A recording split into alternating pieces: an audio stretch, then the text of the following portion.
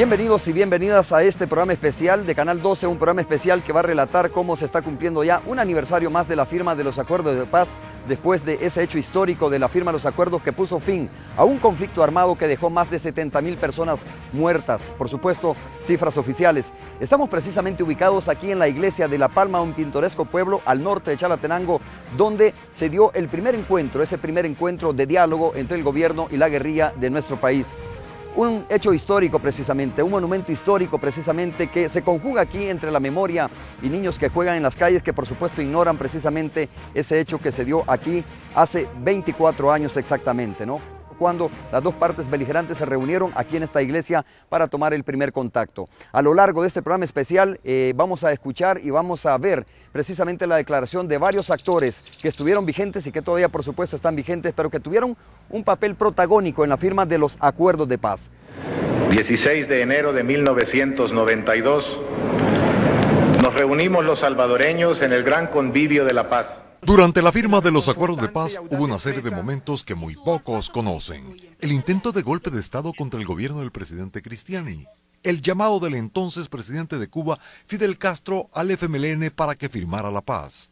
La desconfianza de los oficiales del ejército en su negociador, el general Ernesto Vargas.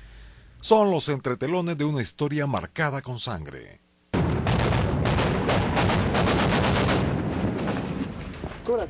Se le conoció como el presidente de la paz, pero corrió el riesgo de sufrir un golpe de Estado. La extrema derecha no confiaba en el proceso y más bien se creyó que se entregaba el país a los comunistas.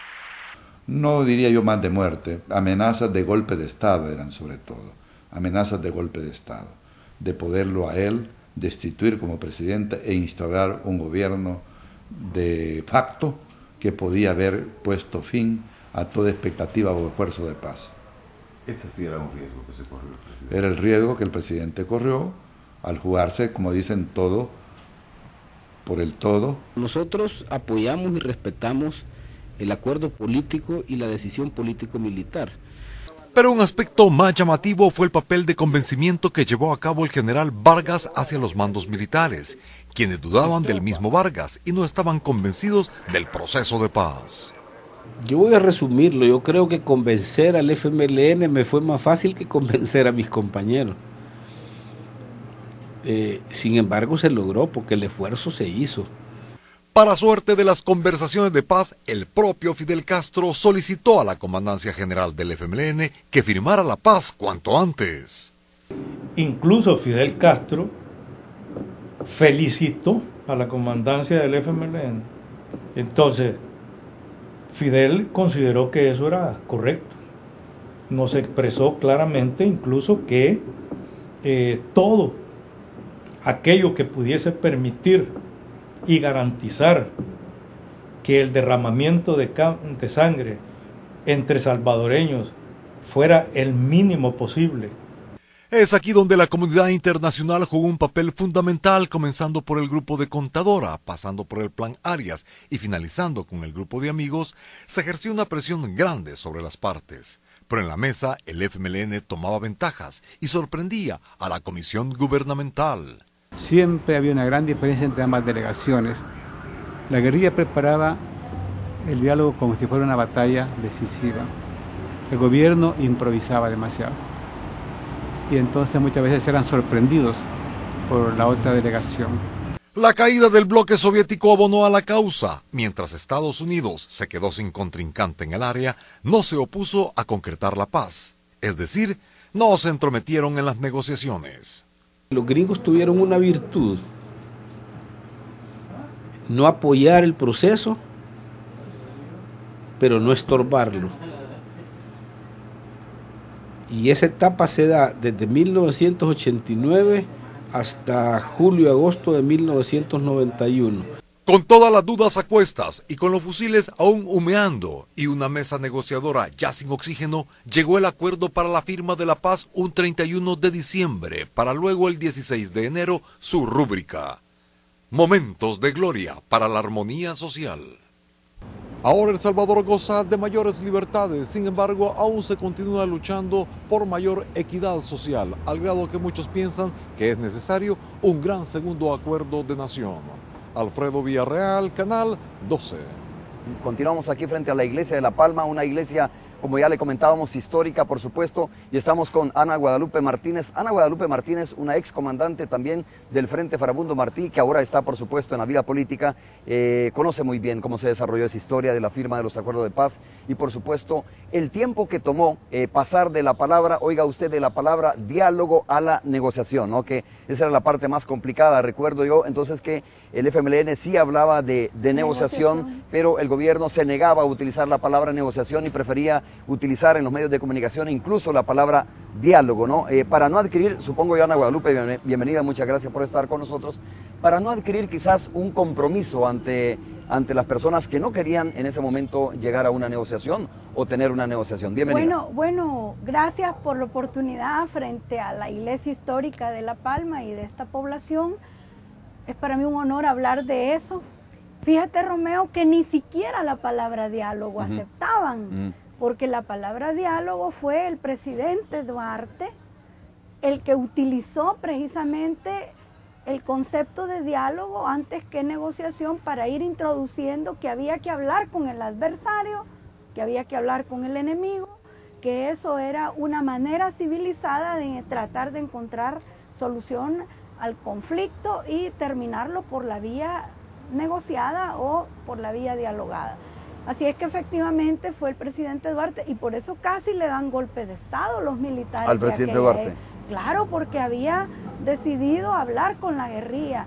Él tuvo que reunir al Estado Mayor, al alto mando. En ese momento el general Eugenio Vides Casanova era el ministro de Defensa y tuvo que convencer a Vides Casanova de que era importante hacerlo incluso para mantener la ayuda militar que venía del gobierno de Estados Unidos para el ejército. Eso es importante, Ana Guadalupe. En ese momento el presidente Duarte tenía el apoyo del gobierno de los Estados Unidos para entablar estos primeros contactos con el FMLN. Yo creo que no, que lo que tenía era el visto bueno para buscar legitimar el conflicto y para darle legitimidad a la ayuda que estaba recibiendo el ejército salvadoreño y el país mismo del gobierno norteamericano. Y encontró que era una manera, un instrumento de doble filo. Le ayudaba a él a mantener la cobertura de la ayuda norteamericana, pero también él impulsaba su propio proyecto, que era la de buscar el fin del conflicto por la vía Eso era, negociada. de alguna manera, una debilidad, ¿no? Porque supongo yo que si en ese momento hubiese tenido el apoyo, el respaldo del gobierno de los Estados Unidos, hubiese sido quizás más sólido y los avances hubiesen sido más rápidos. Claro, y más rápido, y la guerra se hubiera terminado quizás unos 5 años antes.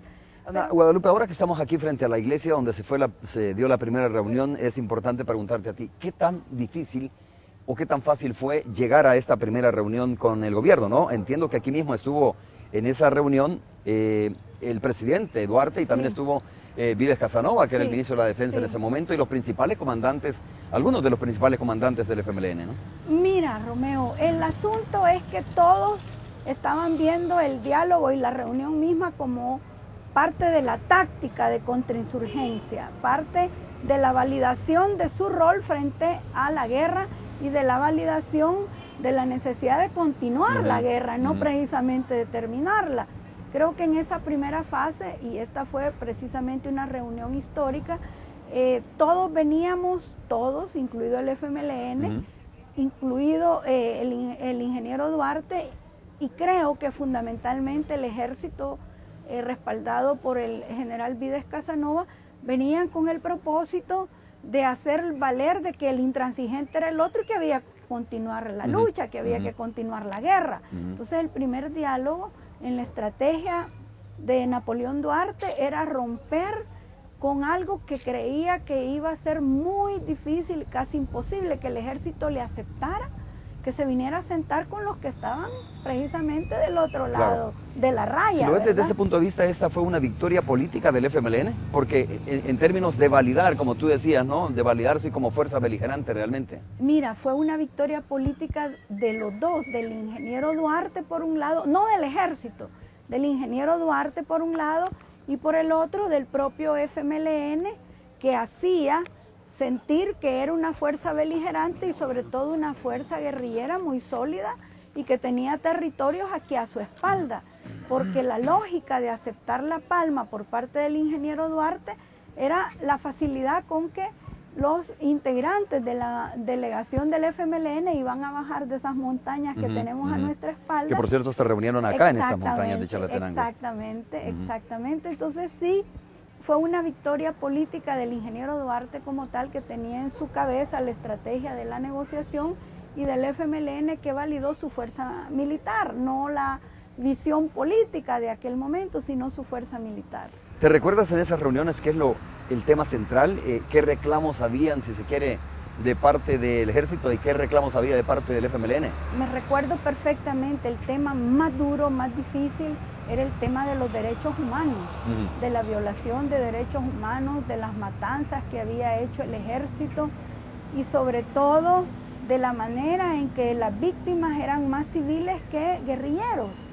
Y por el lado de ellos era la destrucción que provocaba el FMLN con los sabotajes, la destrucción a la economía, la destrucción a la propiedad privada, la destrucción a todo lo que ellos consideraban pues era el patrimonio de muchas familias y de los mismos salvadoreños. Eran reclamos, y recuerdo perfectamente uno que era el más duro, que vivíamos y luchábamos por causas extrañas a las causas sociales locales.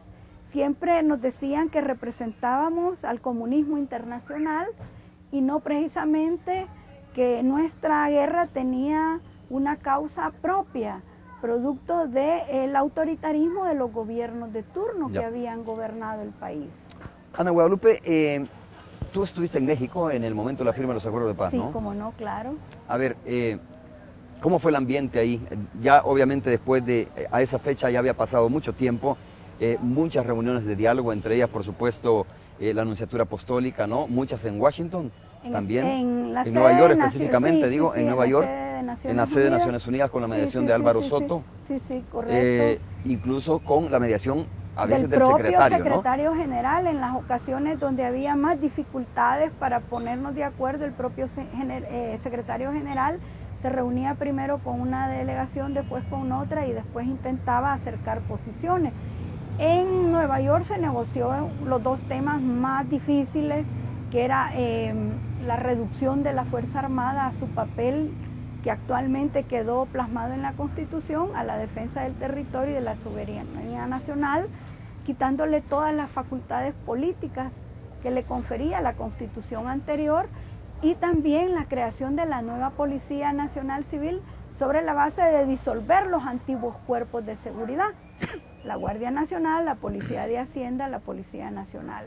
Entonces, esos dos grandes temas eran los temas centrales, era el corazón de las decisiones que había que tomar, y ambas se tomaron en las dos reuniones de Nueva York, una en septiembre y la otra el 31 de diciembre, que fue cuando se firmó el acuerdo y que se ratificó el 16 de enero en el castillo de Chapultepec. A ver, ¿cuál es el momento que más recuerdas de todo el conflicto armado? La verdad es que algunas personas dicen, mire, no hablemos más de ese capítulo, ¿no? Yo creo que sí hay que hablar de eso para recordarlo y para que no vuelva a suceder en nuestro país. Hay que ver hacia adelante, me parece importante eso, me parece muy acertado de quienes critican estar hablando mucho de la guerra, pero es importante también recoger esos pasajes, muchas veces de alegría, supongo, la mayoría dolorosos, ¿no?